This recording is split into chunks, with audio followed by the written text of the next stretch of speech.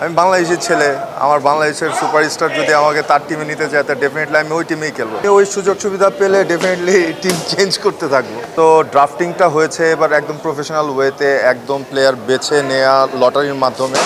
এইবার এক্সাইটমেন্টটা অনেক বেশি, কারণ ক্রিকেট বলে খেলা হচ্ছে আর পুরোপুরি ইন্টারন্যাশনাল নিয়মেই খেলাটা হচ্ছে। যেরকম প্রিমিয়ার লিগগুলোতে হয়, যেমন বিপিএল, আইপিএলে যে সিস্টেম খেলা হয় সেই সিস্টেমে হচ্ছে গিয়ে এবারে সিসিটি খেলা হচ্ছে। আর যেহেতু ক্রিকেট বলে এর জন্য আসলে আমার এক্সাইটমেন্টটা অনেক বেশি। গতবার যখন সিসিএলে খেলেছিলাম এটা ইনডোর বল ছিল, বাট একদম প্রফেশনাল ওয়েতে স্টেডিয়ামের ভিতরে ফ্লাড লাইটে খেলা হবে, টি-20 খেলা হবে। বিষয়টা আসলে ভাবতেই ভালো লাগছে। আর প্রথমবার আসলে এরকম খেলছি আর কি সিসিটির আসরে।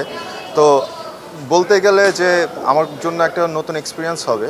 আর এমনিতে আমি তো খেলাধুলা করি, ক্রিকেট আমার খুব পছন্দের একটা বিষয়। সো সিসিটির আসরে হচ্ছে ক্রিকেট বলে আমার ফার্স্ট। তো দেখা যাক ভালো কিছু হবে। এবার চেষ্টা করবো 6 বলে 6টা 6 মারা যায় কিনা। আর ক্রিকেট বল গোল বলের ব্যাপার, হতেও পারে নাও হতে পারে। এরপরেও তো মানে মানুষের আশার তো কোনো শেষ নাই। ইচ্ছে আছে এবারও একটা নতুন রেকর্ড করার। গতবার 2-3টা হাফ সেঞ্চুরি করেছে, এবার টার্গেট আছে সেঞ্চুরি করার, কারণ ওই সুযোগটা আছে। গতবার কম ওভার ছিল, এবার টি-20, সো আমাদের সুযোগ সুবিধাটাও বেশি। দেখা যাক। ডেফিনেটলি আমি মানে সাকিব ভাইয়ের টিমেই থাকবো, কজ অফ আমি বাংলাদেশের ছেলে, আমার বাংলাদেশের সুপারস্টার যদি আমাকে তার টিমে নিতে চায় তা ডেফিনেটলি আমি ওই টিমেই খেলবো। আমি কেন বাইরের দেশের টিমের সাথে খেলবো? মানে একটা দেশপ্রেম বলেও তো একটা কথা আছে না।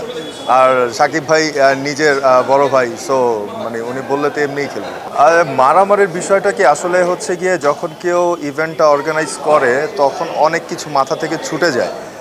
কিন্তু এবারের বিষয়টা টোটাল ডিফারেন্ট, কারণ আমি আগেই বলেছিলাম যে প্রফেশনাল ওয়েতে খেলাটা হচ্ছে। সো ড্রাফটিংটা হয়েছে এবার একদম প্রফেশনাল ওয়েতে, একদম প্লেয়ার বেছে নেওয়া লটারির মাধ্যমে। সো বাইরে থেকে কেউ এসে চাইলেও খেলতেও পারবে না, বা বাইরে থেকে এসে কেউ ঝামেলাও করতে পারবে না। আগে এই সিস্টেমটা ছিল না, যার যখন মন চায় যাকে মন চায় তাকেই নিয়ে এসছে খেলেছে। কিন্তু এবার অলরেডি ড্রাফটিং করে লটারি করে প্লেয়ারগুলো সেট করা হয়েছে। সো বাইরে থেকে কেউ এসে ঝামেলা মানে ওই সুযোগটাই নাই। তো আমার মনে হয় না যে এবার কোনো ঝামেলাই হবে। যে অলরেডি বললাম যে আগে ওই সুযোগটা ছিল, কে খেলছে না খেলছে ওই জিনিসগুলো খেয়াল করা হয়নি। বাট ভুল থেকেই মানুষ শিখে। গতবারের ভুলটাই শুধরানোর এবার চেষ্টা করছে সবাই। খুব সুন্দর করে আইডিয়া নিয়ে প্রায় 8 থেকে 10 মাস এটার পেছনে সময় দিয়েছে অর্গানাইজার টিম। তো ওরা সব কিছু ভেবে ইভেন্ট সিকিউরিটি পারপাসে কী করতে হবে সেটাও মাথায় রেখে এইবারের প্ল্যানিংটা করেছে।